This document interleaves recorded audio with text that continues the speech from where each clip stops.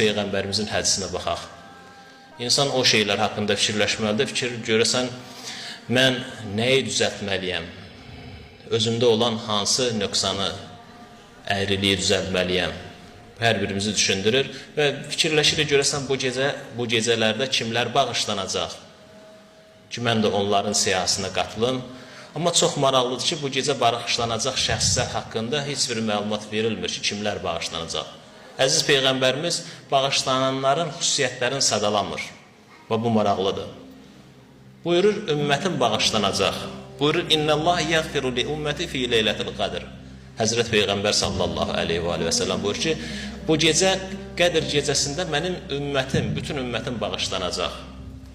Amma istisna halı var, buyurur, illə ərbəətən. 4 zümrə istisnadır.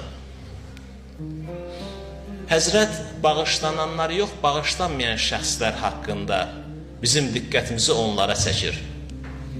Ki, 4 şəxsdən başqa bütün ümmətin bağışlanacaq. Soruşurlar, onlar kimdir ya Resulullah? Həzrət buyurur, mudminu hamrin, şərab içənlər, və aq valideyhi, valideyninə üsyankar olan, asi olanlar, valideynin qəzəbləndirənlər, üzünə ağ olanlar. Üçüncüsü buyurur, və qati'u rahimin, silə-i rəhmi, qohumlarla əlaqəni kəsənlər bu gecə bağışlanmayacaq və nəhayət buyurur, və müşəhin, yəni qəlbində kin-kudurətlə bu gecəyə daxil olanlar, onlar bağışlanmayacaq. Həzrət Peyğəmbər fikir verirsə, Qədr gecəsində bağışlananlar yox, bağışlanmayanlar haqqında danışır.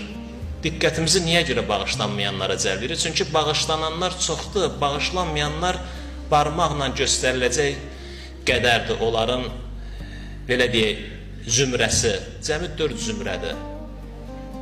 Demək istəyir ki, çalışın bu 4 nəfərdən olmayın. Əgər bunlardan deyilsizsə, bağışlanacaqsınız. Bu hədisə insan diqqətlə baxanda, bu hədisin arxasında ilahi rəhmət görünür. Və sonsuz bəşəriyyət üçün Allahın mərhəmət Peyğəmbəri olaraq göndərilməsi hiss olunur. Peyğəmbərin xüsusi valideyn qayğısı hiss olunur. Valideyn həmişə adətən görsən, yaxşı övladı barəsində nigaran deyil. Amma narahat övladından həmişə nigarandır. Onunla maraqlanır. Elə onun ardıycan düşür. Bu gecədə Peyğəmbər salavatullah öz ümmətinin, belə deyək, kimlər ki bağışlanmayacaq, onların qayğısına qalır. Əgər qayğısına qalmasaydı, heç adlarını da çəkməzdi. Bağışlanmazdılar da, elə qiyamət günü o cürdə gələrdilər. Amma Peyğəmbəri gör nə qədər narahat edir ki, bu ümmətdən bu 4 dəstə, onların bir-bir adını sadalayır.